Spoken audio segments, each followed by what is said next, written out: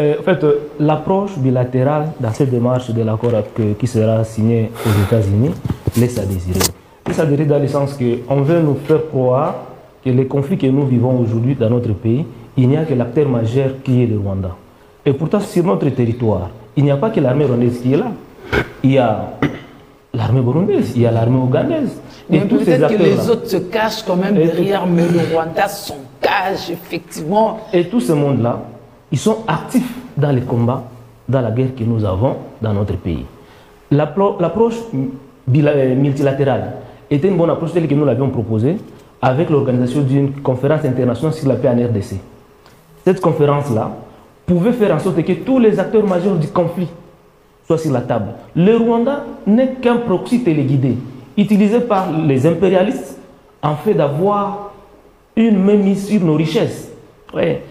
Mais également, négocier avec le Rwanda, un pays, avoir des accords avec le Rwanda, un pays qui dans notre pays a violé, a tué, a pillé nos richesses, c'est comme si on était en train de donner une prime à tous ces méfaits que le Rwanda a commis dans notre pays. Ouais. Oui, parce qu'après, il n'y a pas tout ça. On a signé, on enterre la hache, c'est bon. Dans cet accord, on n'a pas fait allusion, n'est-ce pas, à la justice. Et dans tout ce que nous signons, dans toutes les démarches que le gouvernement a empruntées, la justice a été ignorée. Mais ça nous ressemble, nous, on pardonne beaucoup, on a pardonné à tous nos bourreaux à l'interne, mais non, Madame, on peut faire tout pour ceux qui sont dehors. Madame, c'est fou. Nulle part au monde, le processus on est de paix... pieux au Congo, hein? Nulle part au monde, le processus de paix est venu marcher sur la justice. Or, la justice vient consolider ces démarches-là.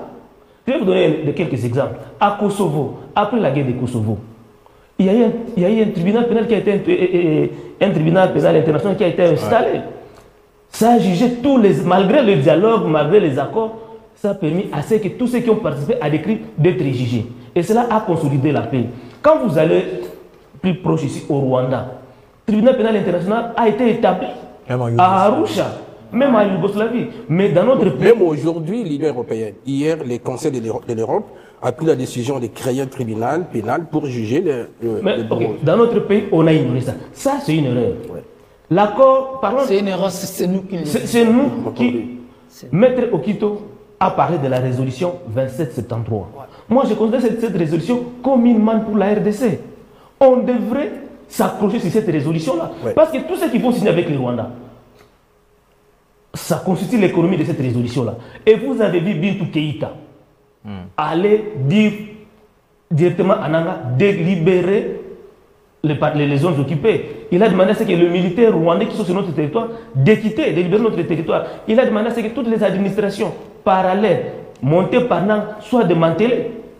Qu'est-ce que vous voulez encore?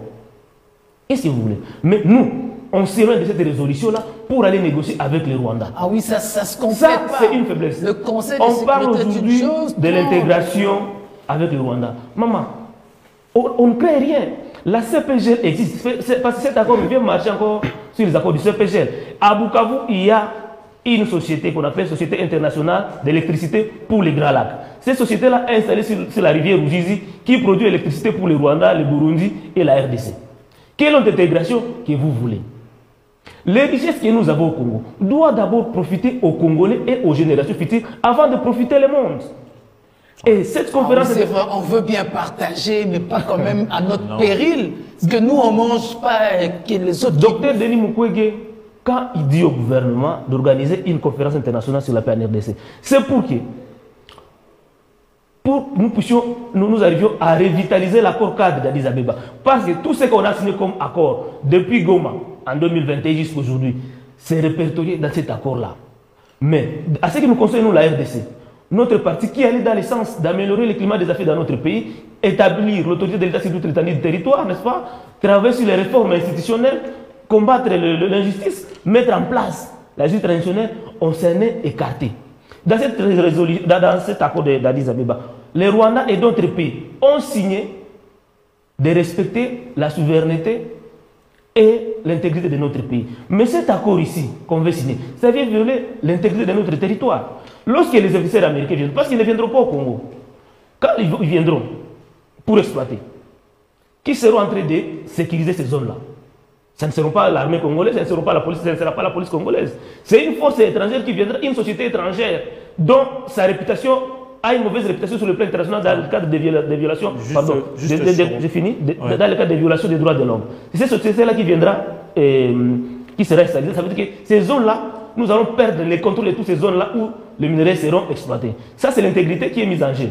Quand on parle des investisseurs, ça nous ressemble là où les Chinois exploitent aujourd'hui, on n'est presque pas là, non? Quand on parle des investisseurs qui viendront, les fonds dont ces investisseurs-là viendront seront logés dans quelle banque?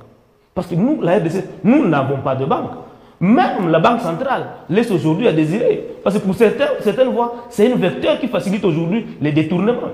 Et le Trésor américain ne peut pas permettre aujourd'hui qu'une entreprise américaine, au regard des lois contraignantes qui sont aux États-Unis, d'avoir une coopération directe avec la RDC. Et quand vous suivez même les discours de Trump, il dit être favorable pour le leadership qui est au Rwanda, qui est un leadership exemplaire. Quand déjà Trump dit ça, pensez-vous qu'il va envoyer ses investisseurs au Congo? Et du coup, tous les avantages liés à l'exploitation, parce que la transformation et l'exportation, on donne ça au Rwanda. Oh, c'est la transformation qui donne une valeur ajoutée, qui crée de l'emploi. Voilà, également aussi, il y aura aussi le transfert de technologies. Oui. Et sachez-les, madame, au regard de tout ce que nous connaissons dans notre pays,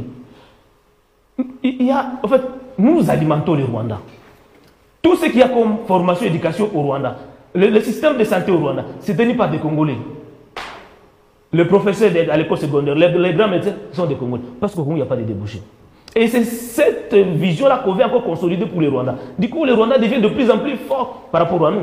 Dans la résolution, en fait, dans l'accord d'Addis Abeba, nous, la RDC, nous avons pris l'engagement de construire des infrastructures. Dans notre pays, il n'y a pas d'infrastructure, il n'y a pas d'aéroport. Ouais? Il n'y a pas... En fait, il n'y a rien. Et nous, Congolais, pas fait parce que nous sommes en guerre. Et nous, Congolais, Maître Okito, nous, Congolais, nous sommes obligés d'exploiter les infrastructures rwandaises. Pour aller au Vira, la population de Bukavu est obligée de passer par le Rwanda. Parce qu'à Ngoma, on y a installé une sécurité et il n'y a pas la route. Tous les opérateurs économiques de la partie orientale, pour voyager à l'international, ils doivent passer par l'aéroport international de Kigali. Parce qu'à Goma, il n'y a pas, l'aéroport de Goma n'est pas favorable pour recevoir des gros avions. Et tout ça, je ne vois pas à quoi est-ce que le Rwanda a empêché les gouvernants congolais de construire, de respecter ces engagements-là. En fait, aujourd'hui, ce qui sera signé aux États-Unis, ça sera pour consacrer encore davantage le malheur des Congolais. Parce que le Rwanda a fait preuve de ne pas respecter les accords, les engagements.